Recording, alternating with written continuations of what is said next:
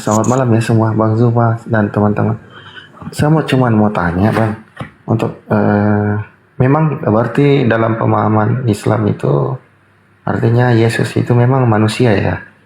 Terus yang saya pikir selama ini kalau memang Yesus itu manusia, terus apakah betul-betul adil itu Allah yang menciptakan semua manusia, apakah kenapa langsung Yesus yang langsung diangkat naik ke surga kalau memang Yesus itu cuman manusia? Kenapa nggak adil berarti? Maksudnya dalam arti kenapa nggak ikut semua lah orang-orang yang pada saat itu yang memang pada saat itu beriman semua Yesus, kenapa nggak ikut terangkat juga kalau memang dalam arti ya di apa kayak di anak anak tirikan artinya yang lain yang beriman pada saat itu ya artinya mengikuti Yesus, kenapa juga nggak ikut naik ke surga, Bang Suma? Ya, Iya, itu saja mungkin pertanyaan. iya. Justru itu bentuk keadilannya Tuhan. Karena kalau sampai Yesus dibunuh, lalu kemudian iblis tetap berkarya menjadikannya Tuhan, lalu nanti yang akan menyatakan kepada orang Kristen bahwa aku bukan Tuhan itu kan orang yang sudah mati tidak melihat keadaan yang sesungguhnya sesuai dengan apa yang dalam Al-Quran. Nabi Isa diangkat ke langit dan dia tidak mati. Maka dia akan datang kedua kalinya kemudian untuk menjadi hakim bagi orang-orang Kristen. Orang Kristen akan dihakimi. Kenapa bisa itu terjadi? Karena ada yang membuat makar. Coba Anda baca Bible. Kenapa Yesus ingin dibunuh? Itu dulu. Karena muridnya dirasuki setan.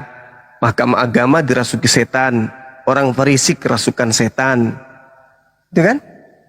Jadi karena mereka kerasukan setan, Tuhan menyelamatkan Yesus. Setannya tidak berhasil membunuh Yesus. Tapi setan ini tidak kehabisan akal. Setan yang memang sudah tugasnya kemudian menyesatkan manusia, itu membuat propaganda, membuat makar. Yesus yang tadinya sudah diselamatkan, diajarkan lagi mati untuk nebus dosa-dosa manusia. Dipercaya sama pengikutnya. Itu. Jadi Yesus itu diangkat ke langit untuk datang kedua kalinya menjadi hakim bagi terdakwa, yaitu orang-orang Kristen. Itu yang tadi yang saya katakan di Matius 7. Orang Kristen diusir oleh Yesus karena mereka telah melakukan sesuatu yang mungkar di hadapan Tuhan, yaitu menuhankan manusia Yesus di hadapan penciptanya Yesus. Enyahlah daripadaku, kalian semua adalah pembuat kejahatan. Nah, Anda harus paham juga bahwa latar belakang kemudian Yesus itu diangkat ke langit bukan karena mau menebus dosa, enggak. Bukan karena bangkit dari kematian, tidak. Yesus diangkat dan diselamatkan oleh Allah ke langit karena umatnya kala itu mayoritas bersekongkol ingin membunuh Yesus hanya demi mengamankan tempat suci mereka dan bangsa mereka dari perampasan tentara Romawi, bangsa Romawi. Hanya karena itu iblis bekerja. Setelah ini kita akan buat lagi rancangan baru. Yesus mati untuk tembus dosa-dosa manusia. Itu bukan dari Tuhan itu. Coba Anda baca dari kitab Kejadian sampai kitab Hosea, Anda tidak akan pernah menemukan kemudian adanya dalil Tuhan menebus dosa dengan membunuh manusia. Itu tidak ada. Itu muncul nanti di kitab saudara. Sedangkan kitab saudara bukan firman Tuhan. Itu adalah tulisan-tulisan orang yang tidak dikenali, yang kemudian menginginkan Romawi dan Yunani memiliki ajaran itu tidak berhenti, tetapi berlanjut seterusnya sampai kiamat melalui nama yang mereka ambil, yaitu Yesus. Gitu Bang, coba pelajari sejarah penulisan kitab Septuaginta, perjanjian lama. Itu dari mana ke mana dan untuk siapa? Itu bukan untuk orang-orang Yahudi. Orang Yahudi punya kitab sendiri, namanya kitab Tanakh. Perjanjian lama yang Anda punya itu adalah perjanjian baru justru bagi mereka. Tidak pernah kitabnya Yahudi, kitab Tanakh itu disebut perjanjian lama, nggak pernah. Selamanya kitab mereka ini disebut perjanjian baru. Nah, muncul Kristen menggantikan perjanjian baru Tuhan kepada Bani Israel dengan sebutan perjanjian lama. Demi untuk mengangkat kemudian kitab mereka dengan menggantikannya perjanjian baru. Seperti itu saudara. Jadi Yesus itu diangkat ke langit karena dia akan datang menjadi hakim bagi terdakwa, yaitu Kristen. Demikian. Iya, terima kasih Bang Suma. Terus ini Siap. Bang, saya mau bertanya, Bang, memang di kepercayaan Islam itu artinya Yesus ini berarti ciptaan yang suci ya, suci lah artinya Bang ya, Iya, karena betul. dia apalah ya, yang membawa apa ya, kabar-kabar yang baik lah tuh. Tapi kenapa ini? Gimana? Tapi kenapa ini? Saya juga banyak temukan teman-teman dari apa, teman-teman Muslim selalu kata-katain Yesus itu saya heran. Jadi gini, Bu. Jadi gini. Enggak, ini cuman mungkin oknum yang bilang-bilang Yesus ini, Yesus itu. Padahal dia kan dalam kepercayaan Islam juga tetap manusia yang apa ya istilahnya suci lah. Begitu ya Bang semua. Cuman mungkin beberapa orang yang biasa ngata-ngatain Yesus itu Yesus.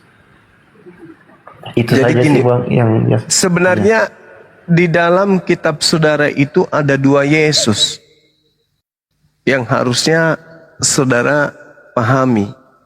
Cuman saudara Kristen ini tidak sampai ke sana pemahamannya. Waspadalah kepada penyesat yang datang kepadamu dengan memakai nama Yesus dan berkata, akulah Yesus. Itu kata Yesus yang asli. Di dalam Lukas 21 nomor 8. Sesuai dengan alur cerita yang ada di dalam Bible. Segala firman yang engkau berikan kepadaku telah aku sampaikan kepada mereka. Itu Yesus yang asli. Tidak lagi menyampaikan firman setelah dia terangkat ke langit. Tapi rupa-rupanya setelah Yesus terangkat ke langit, puluhan tahun kemudian muncul makhluk mengaku Yesus.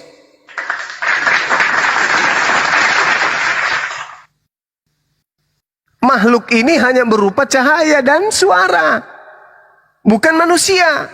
Sedangkan Yesus asli itu manusia. Yang datang kepada Ananias, yang datang kepada Paulus, yang datang kemudian kepada penulis kitab Wahyu, itu bukan Yesus anak Maria, itu Yesus lain. Makhluk halus yang ngaku-ngaku Yesus. Nah inilah yang merasuki kalian, menuhankan oknum yang bernama Yesus itu.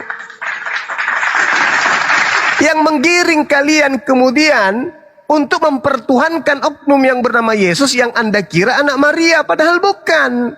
Itu adalah Yesus yang dinubuatkan oleh anak Maria. Waspadalah kepada Yesus palsu yang datang kepadamu dengan memakai nama Yesus dan berkata, akulah dia. Waktunya sudah dekat, jangan kau percaya.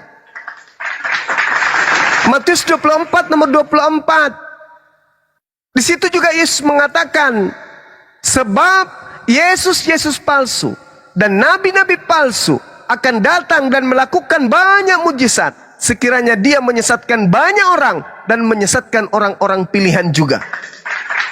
Yang datang Yesus palsu, datang kepada siapa? Kepada murid Yesus. Nah, ada nggak kemudian Yesus palsu diajarkan kepada murid Yesus? Ada. Siapa yang ajarkan? Paulus dan teman-temannya. Aku bertemu dengan Yesus di padang gurun loh. Aku bertemu Yesus di dalam bilik penjara loh. Yesus yang mana yang kau temui? Yesus itu loh, anak Maria mana ada? Anak Maria sudah naik ke langit. Oh, dia akan turun lagi. Salah kamu.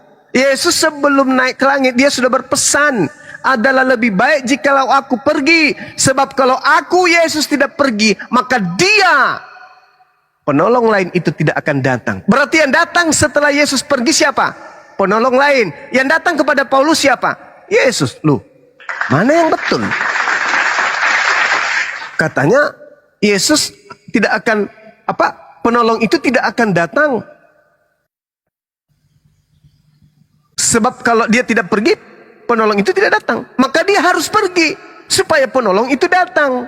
Jadi menurut Yesus, setelah dia terangkat ke langit, ada dua yang datang. Yang pertama Yesus palsu yang penyesat. Yang kedua adalah roh kebenaran yang adalah seorang penolong. Nah, yang datang kepada Paulus siapa? Oknum yang bernama Yesus. Sementara kandidat Yesus ini adalah Yesus palsu. Yang betul adalah kandidat yang kedua, yaitu penolong lain yang akan memuliakan Yesus, bukan menghinakan Yesus. Yohanes 16 nomor 14, apabila roh kebenaran itu datang, apabila penolong itu datang, maka dia akan memuliakan aku, bukan menghinakan aku.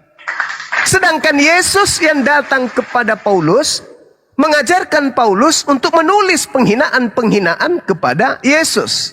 Contoh, Galatia 3 nomor 13. Yesus telah menembus Kristen dari kutuk hukum Taurat dengan jalan menjadi kutuk. Sebab ada tertulis, terkutuklah orang yang digantung di atas tiang salib. Siapa yang terkutuk? Yesus. Terkutuk itu dimuliakan atau dihinakan? Dihinakan. Sementara Yesus menubuatkan sebelum naik ke langit, yang datang setelahku adalah seorang penolong, dia akan memuliakan aku. Bukan menghinakan, tapi memuliakan. Nah, apalagi yang ada di Pulau Patmos? Akulah Yesus sang bintang timur. Loh, bukankah bintang timur itu Lucifer? Kenapa pula Yesus diidentikan dengan bintang timur? Sedangkan bintang timur Helal bin Zakar itu adalah Lucifer, iblis, yang tertulis dalam Yesaya 14. Kenapa Yesus diidentikan dengan itu? Berarti ini memuliakan atau menghinakan? Menghinakan. Berarti yang datang kepada Paulus in the gang bukan roh kebenaran, bukan penolong, bukan Roh Kudus, tetapi roh halus yang menistakan dan menghinakan Yesus. Coba, apa yang Anda rayakan nanti tanggal 25 Desember kelahiran? Di mana Yesus lahir tanggal 25 Desember? Bukankah yang lahir kemudian tanggal 25 Desember itu Dewa Mitra, Dewa Horus, Hercules, Attis, Zeus? Kenapa pula Yesus dimasukkan ke situ? Gak ada itu Yesus lahir tanggal 25 Desember. Lalu apa lagi? Kenaikan. Kapan Yesus mati kemudian menjadi tumbal, menjadi korban persembahan untuk dosa manusia? Gak ada. Tuhannya Bani Israel, Imamat 1 nomor 2, katakanlah kepada orang Israel apabila mereka hendak mempersembahkan kurban kepada Tuhan Elohim, hendaklah mereka mempersembahkan domba, kambing, lembu, sapi. Di mana dia pernah minta manusia sebagai kurban? Tidak ada. Bahkan Tuhan melarang di Ulangan 11, Ulangan 18. Tuhan mengatakan, jangan kamu mempersembahkan anakmu kepada dewa Molok. Sebab aku Tuhan, aku sendirilah yang akan menentang dia. Karena telah mempersembahkan anak manusia kepada dewa Molok. Nah, hanya dewa Molok yang minta darah manusia. Kalau Elohim tidak pernah minta darah manusia, nggak pernah. Bahkan ketika Tuhan Elohim menguji Abraham, sembeli anakmu, korbankan anakmu, anak tunggalmu. Itu diuji. Abraham lolos. Dia betul-betul ingin mempersembahkan darah anaknya sendiri. Tapi apa Tuhan lakukan? Tuhan menggantikannya dengan binatang. Artinya Tuhan tidak berkenan kepada korban manusia. Dia hanya berkenan kepada korban hewan. Datang-datang Kristen yang muncul belakangan menganggap bahwa kematian tragedi kematian yang dilakukan oleh penyesat-penyesat terhadap Nabi Yesus itu adalah tumbal untuk tebusan dosa. Ilmu dari mana itu? Itu karena bisikan makhluk yang tadi yang ngaku-ngaku Yesus. Jadi saudara, kalau Anda mengatakan Isa Yesus itu suci, betul. Dia adalah nabi yang suci. Lukas 4 nomor 30, Yesus itu hamba yang suci. Al-Quran surah Maryam ayat 19, Nabi Isa itu adalah makhluk yang suci. Tapi di Kristen, Galatia 3 nomor 13, Yesus itu adalah makhluk terkutuk.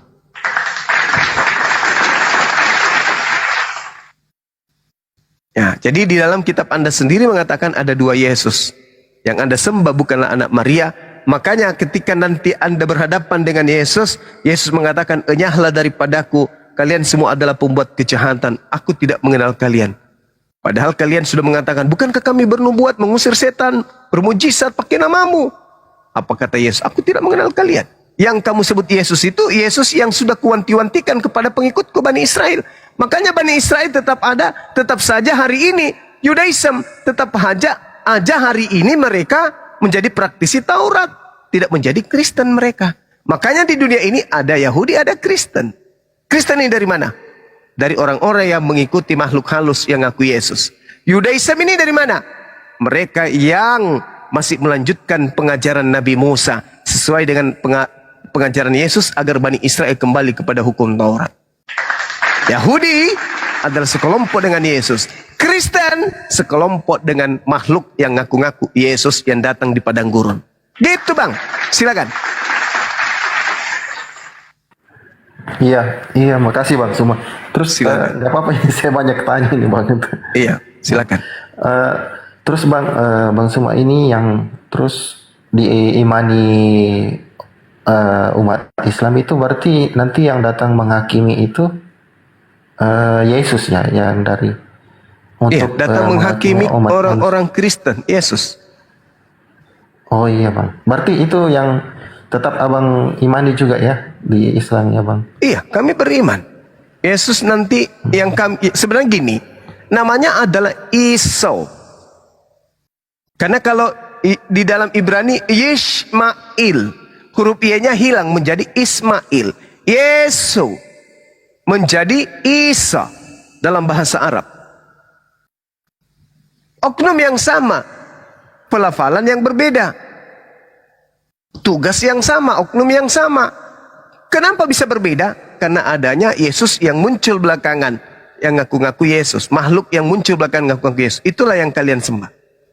Sedangkan Yesua atau Isa atau Isa itu adalah nabi yang datang di tengah-tengah Bani Israel.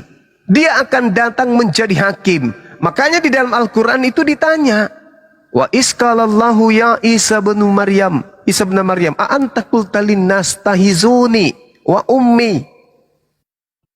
Wahai Isa, wahai Yesua, wahai Yesus, apakah engkau yang mengajarkan mereka menuhankan dirimu selain daripada aku? Nabi Isa mengatakan, qala subhanaka ma yakunu li an aqula ma laysa li bihaqq. Maha suci engkau ya Allah, aku tidak pernah mengatakan apa yang bukan hakku untuk aku katakan. Yang aku katakan adalah apa yang diperintahkan olehmu, yaitu sembahlah Allah Tuhanku dan Tuhanmu. Yohanes 12 nomor 49 nomor 50. Sama.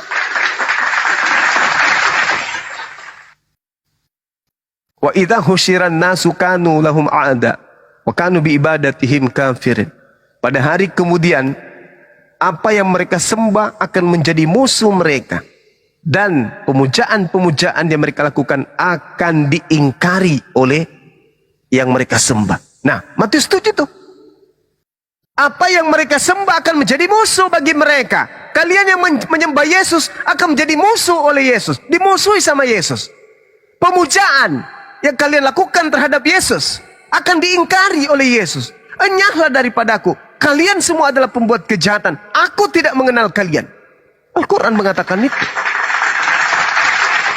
Kenapa demikian? Ya karena yang kalian sembah itu adalah makhluk halus yang ngaku Yesus, bukan Yesus yang datang sebagai nabi.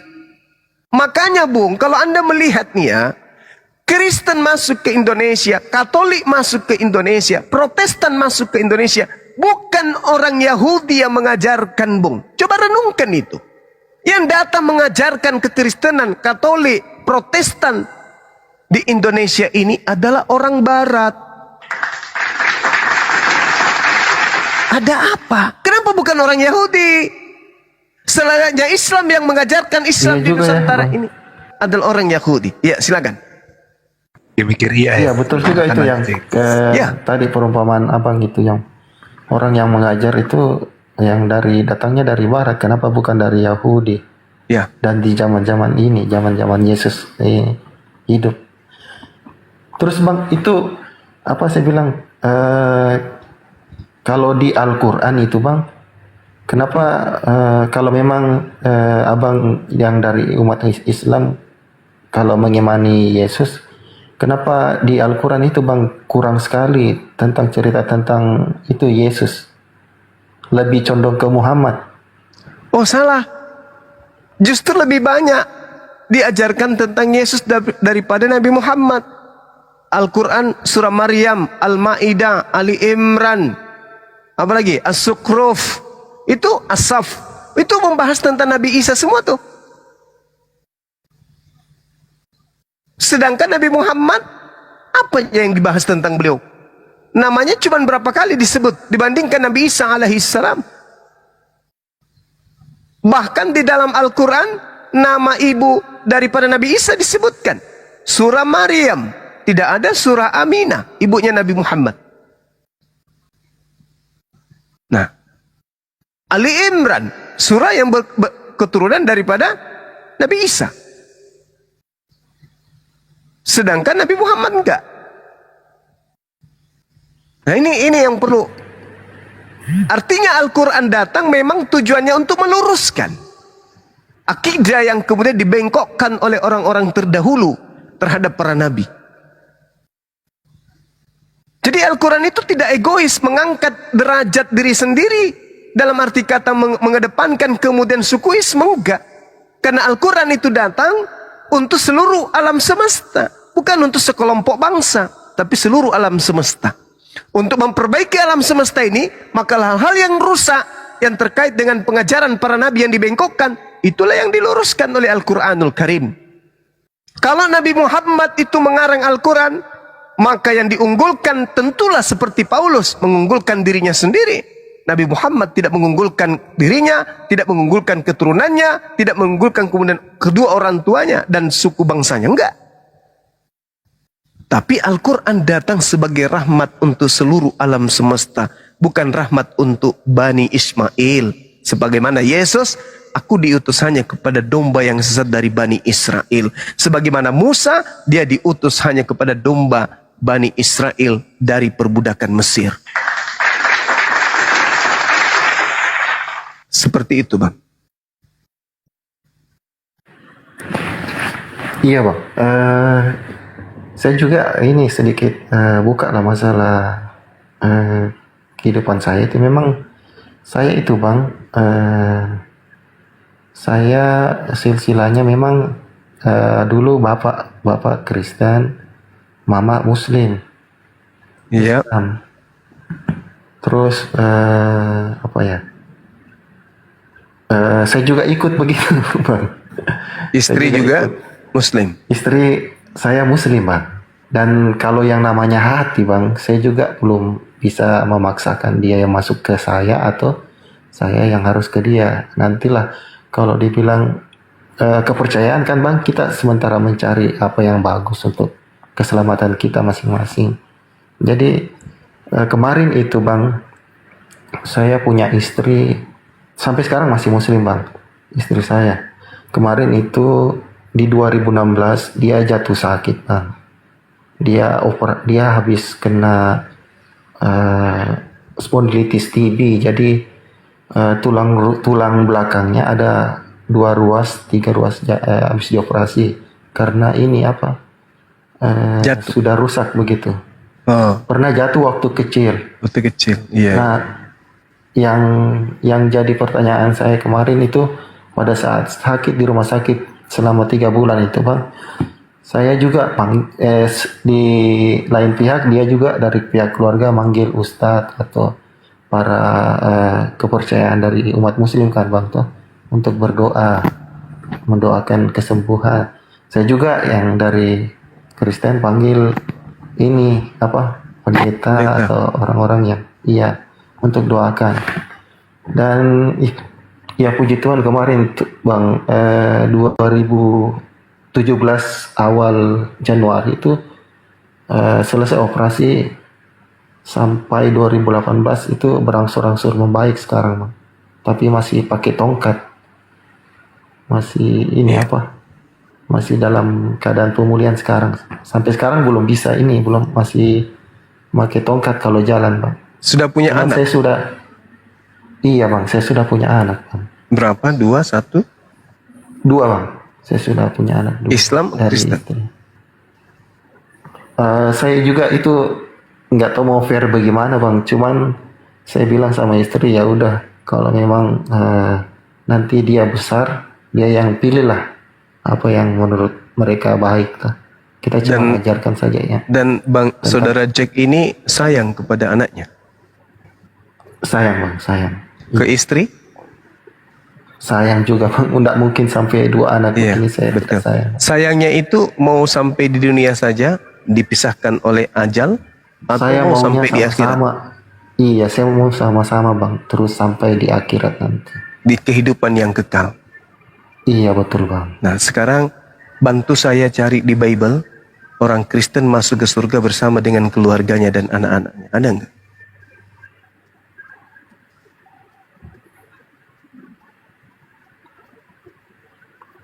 Iya bang, ini saya kan sedikit-sedikit juga saya masuk ke room apologet Islam untuk apa ya, bukan saling sih, cari kebenaran begitu bang ya. Karena kehidupan saya seperti sekarang ini ya boleh dikatakan juga saya masih ya, saya mau supaya istri dan anak-anak saya maksudnya selamatlah dunia akhirat bang begitu. Makanya saya sering masuk juga dengar-dengar pemikiran dari umat-umat Muslim seperti Bang Suma kan yang paling, apalagi Bang Yonatan Nandar juga. Saya juga sering masuk ke tempat Kristen juga. Jadi saya masih masih mutar-mutar terus untuk cari kebenaran firman, karena saya pikirnya juga yang abang kan di isi Al-Quran juga biasa ditentang sama orang Kristen. Nah dari abang juga kan ada juga pemahaman tentang menentang isi-isi Alkitab kan bang begitu. Jadi saya juga ini ya boleh dikatakan pada intinya bang, saya percaya memang Yesus nanti yang datang untuk menghakimi, itu saja. Dan saya juga ya takutnya itu bang, takutnya itu. Sekarang begini bang, kita tuh sebagai kepala rumah tangga, siang malam kita nggak peduli hujan panas mencari nafkah untuk anak-anak kita, karena kita sayang.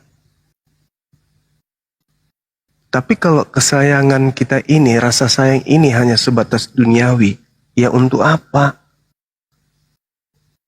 Sama seperti saya nih, orang tua saya sudah meninggal dunia. Apakah masih ada harapan untuk bertemu dengan mereka? Ada. Al-Quran saya membimbing saya untuk mengatakan itu. Jannatu adnin yadkhulunaha wa man salaha min abaihim wa azwajihim wa surriyatihim.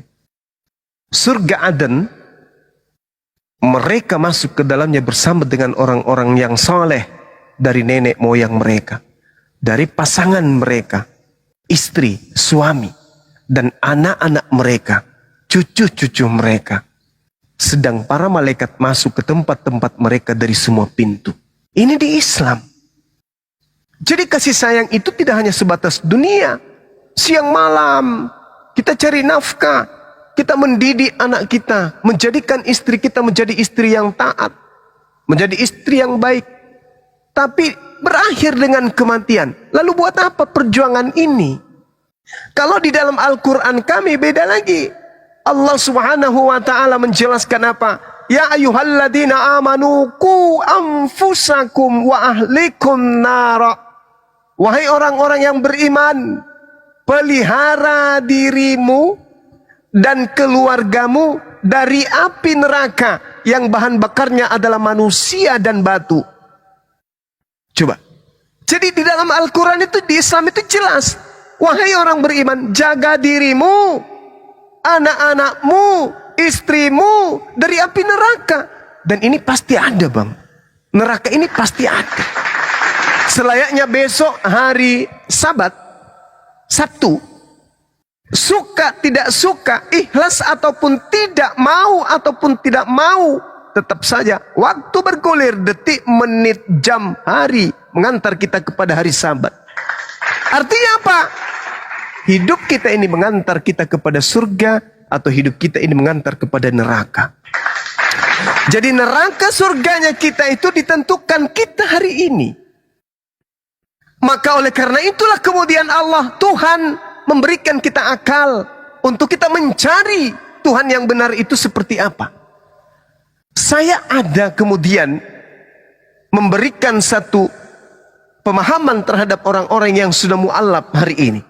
Saya katakan kemudian di dalam Al-Quran menyatakan dengan sangat jelas, wa iza qila lahum ittabi'u ma anzalallah qalu bal nattabi'u ma alfaina alaihi aba'ana awalau kana aba'uhum la yaqiluna syai'a wa la yahtadun. Besok hari saudara Jack sudah meninggal dunia, anak Anda akan menjadi pribadi-pribadi yang hidup, menjadi bapak, menjadi ibu. Kutanyalah mereka, wahai saudaraku, siapa yang membuat engkau menyembah Yesus? Siapa yang membuat engkau pergi ke gereja? Siapa yang mengajarkan engkau kemudian menjadi Kristen? Maka anak-anak Anda akan berkata, bapakku. Anda sebagai bapak, kutanya, yang ngajarin Anda, mengajarkan anak Anda menyembah Yesus, pergi ke gereja, makan babi, tidak bersunat, itu siapa? Anda akan mengatakan, bapakku, kakek dari anakku. Kakek Anda ditanya, bapak Anda ditanya, pun jawabannya sama. Makanya Al-Quran mengatakan, apabila dikatakan kepada mereka, ikutilah apa yang diturunkan oleh Allah melalui perantaraan para nabi, mereka semua akan menjawab, tidak. Kami mengikuti apa yang kami dapati pada nenek moyang kami melakukannya. Kata Allah, awalau kana aba'uhum la ya'qiluna syai'a wa la yahtadun. Padahal bapaknya, kakeknya, nenek moyang mereka tidak mengetahui apapun dan tidak mendapat petunjuk sedikit pun. Cobalah Anda telaah. Anda mengajarkan anak Anda menyembah Yesus. Ilmu dari mana coba? Bible tidak mengarahkan itu. Anda mengajarkan anak Anda beribadah hari Minggu, ke gereja lagi. Dari mana ilmunya? Dari nenek moyang. Karena di Bible tidak ada perintahnya. Itu. Jadi Al-Quran 1400 tahun silam sudah memberitakan tentang tabiat, karakteristik orang-orang kafir.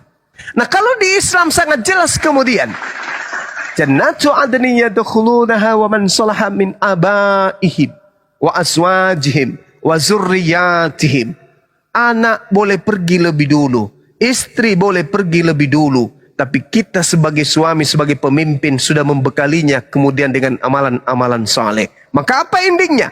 Di kemudian hari kita akan bertemu dengan orang yang kita rindukan. Saya rindu sama mama saya, rindu kepada bapak saya. Tapi ketika mereka hidup, mereka membimbing saya menjadi anak yang saleh, membimbing saya untuk mendapatkan ilmu. Sehingga ketika mereka meninggal, anak saleh melakukan kesalehannya, amalannya tetap menuju kepada mereka. Ilmu yang mereka tanamkan kepada anaknya Bang Soma dimanfaatkan kemudian kepada jalan yang betul, dan memiliki kemudian pengikut-pengikut yang juga menjalankan jalan yang betul. Maka amalan seluruh manusia mendengarkan pencerahan yang dilakukan oleh manusia mengalir terus menerus kepada kedua orang tua saya, meskipun mereka sudah tak ada. Maka kembalinya kepada Jannatu adnin yadkhulunaha. Jadi saya punya harapan, rindu serindu-rindunya kepada ayah yang membesarkan dari sejak saya punya tangan lemah, gak bisa berjalan, masih mau digendong, masih mau disapih oleh ayah, oleh ibu, disuapin. Rindu pelukan mereka, rindu dekapan mereka, rindu kecupan mereka. Nantinya akan saya dapatkan kembali setelah kami berkumpul di jannah bersama. Bung, di kehidupan dunia ini, dalam rumah yang sederhana, makannya sederhana, pembaringan yang sederhana, alat sekedarnya, kita berkumpul dengan anak istri kita, makan apa adanya, bahagia sekali. Di dalam surga, dalam kehidupan yang kekal, tak ada kesudahan, kita bersama dengan orang-orang yang kita cintai. Kurang apa lagi nikmat Allah yang diberikan kepada kita ini. Tapi kalau di Kristen ditanya, kamu cukup satu istri? Yes. Gak boleh poligami? Ya. Tapi di akhirat nanti kamu masih sama dengan suamimu? Enggak ada dalilnya. Kamu masih sama dengan suamimu? Enggak ada dalilnya. Kami hanya hidup seperti makhluk roh, seperti malaikat, memuji dan menari. Memuji dalam kehidupan kekal. Haleluya, haleluya, haleluya. Coba kau ucapkan itu dalam 1 jam. Kalau tidak robek mulutmu. Bukan 1 jam lagi. Di kehidupan berikutnya, kehidupan kekal tak ada ujungnya. Hanya memuji kayak begitu. Itu bukan surga coy, itu neraka. Menari dan memuji. Coba kau praktekkan menari 1 jam. Tanpa makan, tanpa minum. Kayak mana ceritanya itu dikatakan sebagai kebahagiaan. Lalu kemanusiaanmu kemana? Hilang. Rasa sayangmu, kasih sayangmu, rindumu, hasratmu sebagai manusia hilang. Yes, karena kami hidup seperti malaikat. Itu siksaan. Itu siksaan. Itu bukan surga. Kalau di Al-Quran, anak-anak kita kelak bersama dengan kita dalam kehidupan kekal, dalam kebahagiaan yang tak ada taranya. Siapa yang tak bahagia? Makanya Al-Quran mengatakan bahwa jannah itu tempat orang-orang yang berbahagia. Surga itu tempatnya kebahagiaan. Surga itu tempatnya kenikmatan. Kesempurnaan kebahagiaan dan kenikmatan itu adanya di surga. Dan yang masuk ke sana hanya orang-orang yang beriman. Bukan orang yang hidup dalam dogma dan doktrin barat, tetapi mereka yang mengikuti ajaran para nabi. Ya, oleh karena itulah saudara, kalau Anda memiliki istri seorang muslim, alhamdulillah Anda tidak lagi sulit untuk memuslimkan dia. Anda punya anak yang Anda beri kehendak bebas untuk memilih agama, alhamdulillah Anda tidak memiliki kesulitan untuk menyelamatkan mereka. Tinggal Anda sendiri yang sebagai pemimpin. Anda ingin menentukan langkah Anda ke neraka atau ke surga. Ingat bung, Al-Quranul Karim menjelaskan di dalam surah apa ya teman-teman?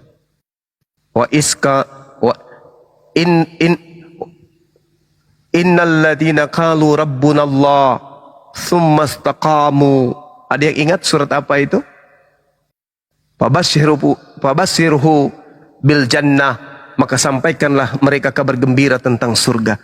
Barang siapa yang berkata Allah adalah Tuhanku,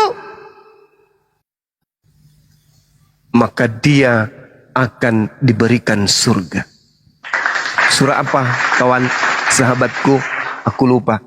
Lalu kemudian di dalam Al-Quran surah Al-Mu'minun, Allah subhanahu wa ta'ala menjelaskan kemudian bahwasanya kad aflahal mu'minun, beruntunglah orang-orang yang mukmin.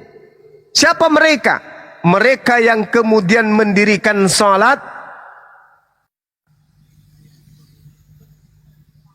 menunaikan zakat, walladzina hum 'anil lagwi mu'ridun. Orang yang menjauhkan diri dari perbuatan perkataan yang tidak berguna. Walladzina hum lizzakati fa'ilun. Orang yang menunaikan zakat. Berbahagialah mereka. Berbahagialah mereka yang salat. Berbahagialah mereka yang tidak berzina. Berbahagialah mereka yang tidak berbohong. Berbahagialah mereka yang mendirikan amalan-amalan saleh. Kata Allah, ulaika humul warithun. Mereka itulah yang akan mewarisi. Alladzina yarithunal firdaus hum fiha khalidun, yakni yang mewarisi surga Firdaus, mereka kekal di dalamnya. Ini di Islam bung, di Islam. Kalau anak Anda salat, istri Anda salat, istri Anda puasa, zakat dan seterusnya, maka mereka adalah pewaris-pewaris Firdaus. Kita bangga dong. Ya, Fussilat ayat Fussilat ayat 30 ya, sahabat ya. Insya Allah Fussilat ayat 30. Jadi kalau misalnya anak Anda sholat, anak Anda puasa, anak Anda zakat, apa kata Allah? Ulaika humul warithun alladzina yarithunal firdaus hum fiha khalidun. Mereka akan mendapatkan warisan. Kita bahagia kalau kita punya harta warisan berupa tanah, berupa rumah. Tapi ini bahagianya wow, luar biasa. Masya Allah, subhanallah. Maka pantaslah umat Islam semakin hari semakin khusyuk, semakin rajin beribadah kepada Allah. sebab mereka adalah pewaris-pewaris surga Firdaus. Ulaika humul warithun alladzina yarithuna al-firdaus hum fiha khalidun. Mereka tidak peduli hujan, tidak peduli panas. Ketika panggilan takbir itu datang, Allahu Akbar, Allahu Akbar, Allahu Akbar, Allahu Akbar. Mereka nggak peduli. Mereka kemudian berbondong-bondong menuju rumah ibadah untuk sujud menyembah kepada Tuhannya. Kenapa? Mereka sudah dijanjikan warisan Firdaus. Kalau di Kristen apa yang diwariskan? Neraka jahanam. Mana dalilnya? Matius 23 nomor 15. Matius 23 nomor 33, 34, 35, 36. Matius 7 nomor 15, nomor 16, 17, 18, 19, 20, 21, 22, 23. Itu. Kristen diwariskan kepada mereka neraka jahanam. Matius 13 nomor 50. Islam diwariskan surga Firdaus. Al-Quran surah Al-Mu'minun ayat 1, 2, 3, 4, 5, 6, 7, 8, 9, 10, 11. Maryam ayat 72. An-Nasiyat ayat 3, 37, 38, 39, 40. Fussilat ayat berapa tadi? Ayat 30. Subhanallah. Nah, tinggal Anda berpikir. Banyak orang yang cinta dan ingin masuk Islam mencari kebenaran. Tapi berat dengan istrinya. Mana mau istri saya masuk Islam? Banyak orang yang ingin mencari kebenaran hidayah Islam. Tapi dia berat untuk anaknya. Anda istri sudah muslimah. Anak pun kemudian lembut untuk supaya dimasukkan ke Islam. Tinggal Anda. Masya Allah. Masya Allah. Kenapa Islam itu ikut berdebat kemudian?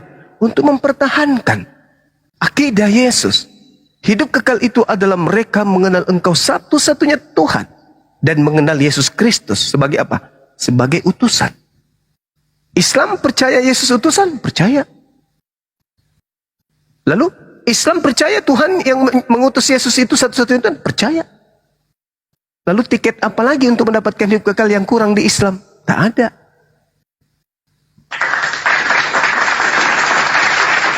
Berani enggak Kristen mengakui satu-satunya Tuhan adalah Bapa? Berani enggak? Enggak berani. Kenapa? Karena Yesus juga Tuhan menurut mereka. Roh Kudus juga Tuhan. Enggak berani. Kalau umat Islam berani enggak? Umat Islam mengakui satu-satunya Tuhan yang benar adalah Tuhan yang telah mengutus Nabi Yesus di tengah-tengah Bani Israel untuk memberitakan Injil kebenaran. Islam akan mengatakan, ya, saya bersaksi, itulah Tuhan, tak ada yang lain. Berani enggak umat Islam bersaksi bahwa Nabi yang datang lahir tanpa ayah adalah sang penginjil yang diutus kepada Bani Israel mengajarkan mereka Taurat dan Injil? Umat Islam semuanya akan mengatakan, ya, saya bersaksi. Berarti umat Islam memiliki tiket menurut Yesus. Yohanes 17 nomor 3, hidup kekal, menerima Yesus sebagai utusan, menerima Tuhannya Yesus sebagai satu-satunya Tuhan. Subhanallah. Tapi Kristen berani tidak mengakui Bapa satu-satunya Tuhan. Yesus sebagai apa? Tuhan juga. Berarti bohong. Anda katakan satu-satunya, tapi Yesus Tuhan juga. Roh Kudus apa? Tuhan juga, Bang. Lah, tapi satu. 3 dalam 1. Bah. Akal-akalan. Saya kira begitu Saudara Jack, sebagai materi yang untuk menguatkan akidah saya juga dan teman-teman Muslim. Kalau saudara ingin melembutkan hati menerima apa yang saya sampaikan dan apa yang Yesus ajarkan, alhamdulillah, ingatlah Bung, keselamatan Anda ditentukan oleh Anda sendiri. Anak-anak Anda tentu menginginkan ayahnya pun bersama di surga. Istri Anda pun pasti tentunya ingin mengharapkan suami sebagai Anda di surga. Kemudian ketika kita sudah terpisah oleh ajal dengan orang-orang yang kita cintai, pun kita ingin bersatu kembali di dalam surga. Maka solusinya hanya ada satu, yaitu dinul Islam. Silakan. Iya Bang. Ya, silakan. Iya Bang, terima kasih banyak Bang. Iya Bang, ini kan saya sampai nangis loh Bang. Allahu Biasa juga. Akbar, Masya Allah. Sampai Bang Jack, pulang kerja Bang Jack, biasa izin bicara kerja. sebentar Bang Jack. Iya, silakan. Iya tunggu Bang. Saya sampai pulang kerja itu nangis serius Bang. Saya sampai Allahu Akbar. iya pikirkan itu terus masalah keselamatan Bang. Jadi ya apa saya bilang, terima kasih. Ada juga sinkron sedikit sih, saya punya statement Bang Suma tadi di kepala saya masuk. Bang Suma ini memang live-nya di Nandar atau memang buka live sendiri juga Bang biasa? Saya masih mau banyak bertanya sih Bang dengan Bang Naik Suma. aja, naik aja saudaraku Jack, di mana Bang Suma live, silakan. Karena saya biasanya keliling ke komal-komal yang lain. Cuman karena kebetulan tadi ada yang syahadat di sini, maka adik saya Yonatan Nandar memanggil saya di sini. Gitu, Bang. Ya kemarin kan saya juga sempat masuk di Bang Yonatan terus bicara naik. Cuman baru sekali naiknya sama Bang Yonatan, jadi masih banyak pertanyaan yang belum sempat saya tujukan kepada Bang Yonatan. Iya. Nah, ini Silakan baru nanti ada ditanyakan. kesempatan sih Bang. Iya ini juga sudah ngantuk sekali Bang karena Ya, kita satu di bisa waktu lanjut Indonesia Tengah sini. besok-besok. Betul. Bang Jack, sedikit aja Bang Jack, boleh? Iya Silakan, Bang. Bang. Iya Bang. Silakan Bang. Ya Bang Jack, sebenarnya apa yang dialami Bang Jack hampir mirip. Cuman saya, yang nonis bukan saya. Tapi Alhamdulillah dengan pemahaman, dengan cara kita, saya lihat Bang Jack sudah terbuka lah ya, dengan merasa nyaman di lingkungan ini, apalagi dengan dijelaskan dengan Bang Juma yang sangat jelas sekali. Alhamdulillah Allah mudahkan saya. Bulan kemarin, berapa minggu yang lalu, saya bawa istri saya. Nah, saya tunjukkan ke mereka tunjukkan ke dia dua tempat. Ya kan? Kalau agama Islam ini kan dari Arab, betapa makmurnya, betapa hidup agama di tempat asal muasalnya ini. Saya juga tunjukkan dia di mana Islam ini bawa di Belanda, sampai ke Vatikan pun saya tunjukkan betapa gersangnya. Jadi mereka yang berpikir, yang maju, itu sudah dari sumber agama ini dibawa ke Indonesia, sudah beralih. Dan Alhamdulillah, hampir setiap hari ada aja yang syahadat di sana. Kita berharap yang dibawa dulunya aja, yang membawa dulunya ke Indonesia saja, sudah menyadari kebenaran Islam ini. Hidayah milik Allah, benar kata Bang Juma. Mudah-mudahan kami hanya bisa berdoa, dan terima kasih sudah juga bisa bergabung di sini, belajar. Saya juga belajar di sini. Saya lahir Muslim. Setiap hari saya cuman udah lama aja ngikut Komal. Saya juga belajar. Kita sama-sama belajar di sini. Tetap semangat. Mudah-mudahan hidayah itu milik Allah. Allah memberikan kepada Anda. Itu aja dari saya. Terima kasih Bang Arya. Iya, Bang Silakan Aris. Bang Jack. Terima kasih, Bang Aris. Silakan. Iya Bang, Ada lagi, saya Bang? juga sebenarnya masih banyak beberapa statement yang mau saya pertanyakan, cuman lagi-lagi Ini, mungkin Bang. saya sudah ngantuk, Bang- besok Bang mau Jack. ke kantor lagi pagi-pagi. Ya. Satu pertanyaan mungkin bisa, tapi yang lebih mendalam dalam artian yang keraguan tentang keislaman gitu loh. Dalam artian, Oh, iya. nah satu aja, tapi ini mungkin ya insya Allah Bang Juma bisa jawab gitu loh. Iya, Kami Bang, pun maaf sambil belajar sebelumnya gitu. ini, Bang. Hmm. Saya ya untuk teman-teman semua, ya saya juga dari dulu dari kecil Bang sudah bertanya-tanya sih untuk dari keimanan Islam itu kan kalau mau apa ya berdoa ya Bang ya. Oh silakan langsung aja ke Bang Juma ya. Kenapa mesti harus menghadap? Berarti kalau kita daerah sini Bang, Indonesia harus menghadap ke barat ya. Betul. Maksudnya karep kiblat itu arah apa Bang? Barat lah kalau dari kita Barat, Indonesia ya? ya. Iya, kenapa sedikit mesti ke itu? utara. Itu sih dari dulu sih saya di dalam kepala itu terus bertanya-tanya sih, Bang. Iya, silakan Bang Juma. Tafadhol.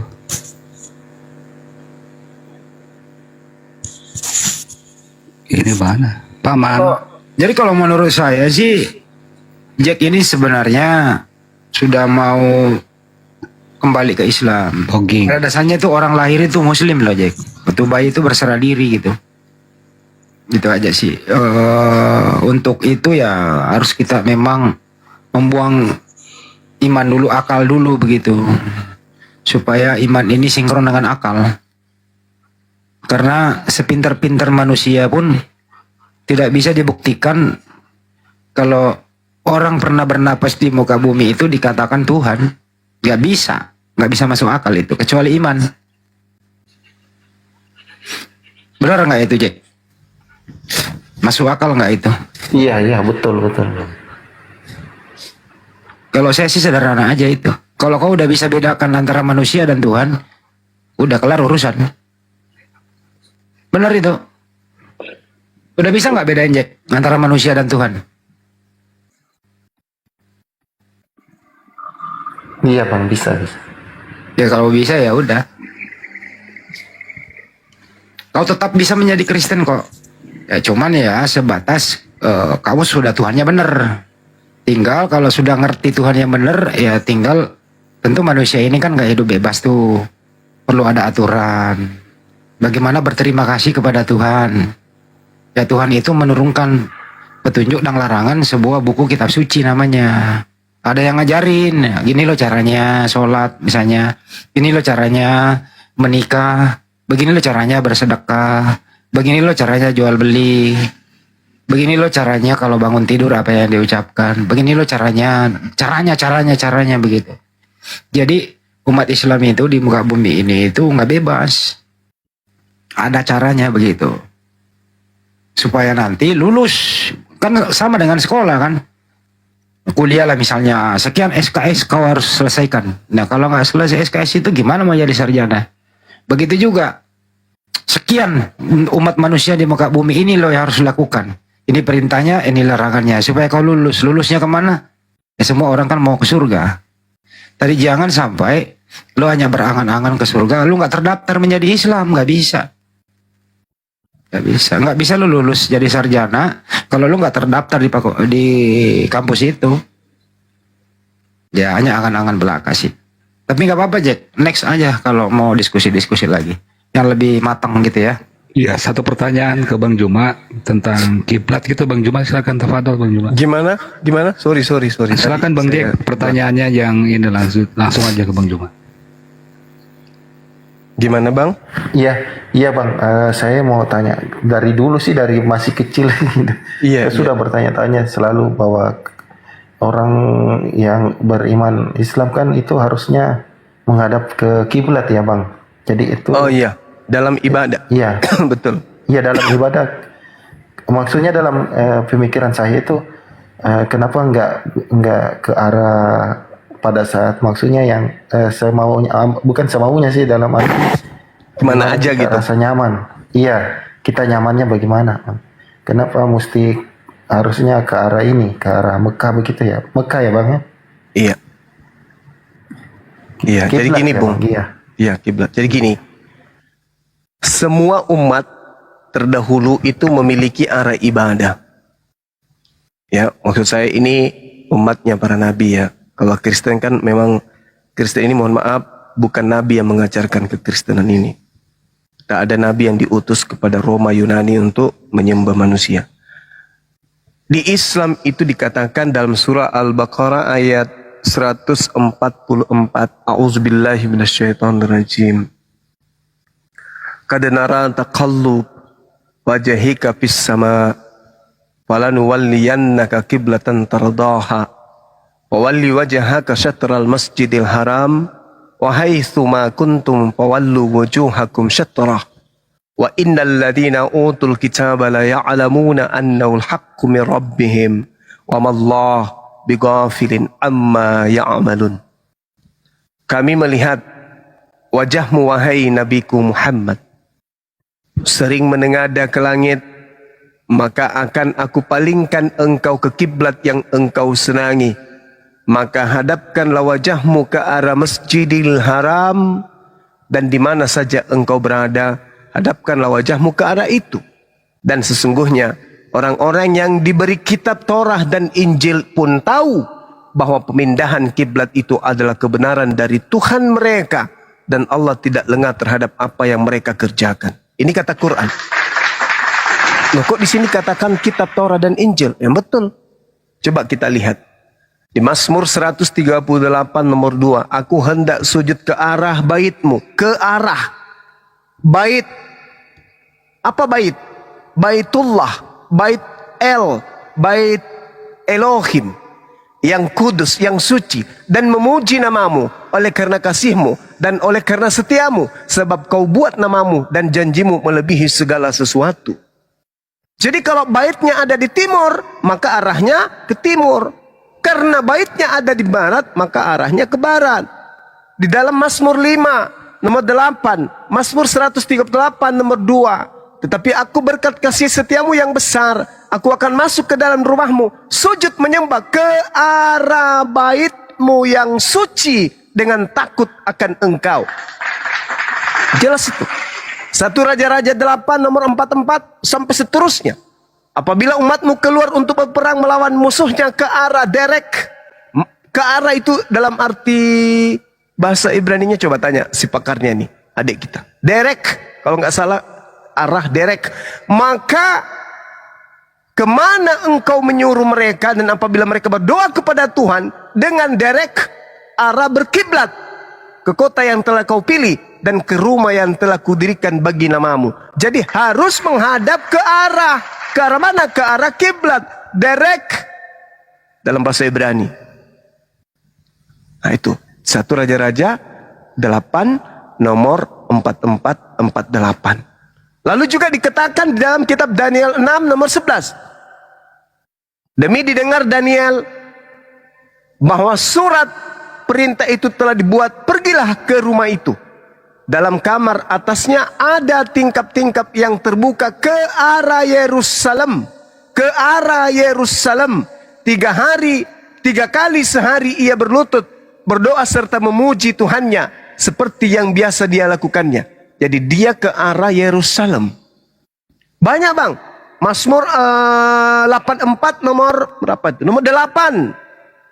Mereka berjalan makin lama makin kuat. Hendak menghadap ke Allah yang ada di Sion. Ke Tuhan yang ada di Sion. Jadi banyak data di dalam kitab saudara yang menjelaskan bahwa ya ada arah ibadah. Dulu di Yerusalem, tapi Yesus mengatakan akan diambil. Di dalam Yohanes 4 nomor 20. Nenek moyang kami menyembah di atas gunung ini. Tetapi kamu katakan bahwa Yerusalemlah tempat orang menyembah. Kemudian Yesus berkata, hai perempuan, percayalah kepadaku. Saatnya akan tiba bahwa kamu akan menyembah Bapa bukan di gunung ini lagi. Dan bukan juga di Yerusalem lagi. Berarti arah kiblat akan berpindah. Karena Nabi Muhammad tadinya juga ketika sholat itu biasa menghadap ke Yerusalem, Baitul Maqdis. Tapi kemudian Allah menetapkan untuk menghadap ke mana? Ke Mekah, Masjidil Haram yang ada di Mekah sana. Jadi seluruh para nabi itu sudah mengajarkan untuk menghadap ke arah bait suci dalam beribadah. Itulah yang dilakoni oleh umat Islam hari ini. Dan itu juga adalah sebagai simbol tauhid, satu arah. Coba Anda baca di dalam Yesaya 66 nomor 23. Sabat berganti sabat, bulan berganti bulan. Tetapi seluruh manusia akan datang sujud menyembah kepada aku. Siapa yang menggenapi itu? Umat Islam. Kalau Kristen sujud enggak. Jengkrak salto-salto di gereja. Nah, berarti yang menggenapi Yesaya 66 nomor 23 adalah umat Islam. Sabat berganti sabat, bulan berganti bulan, seluruh manusia akan datang sujud menyembah kepada aku. Tuh, Islam tuh yang mempraktekkan. Saya kira begitu, Bung.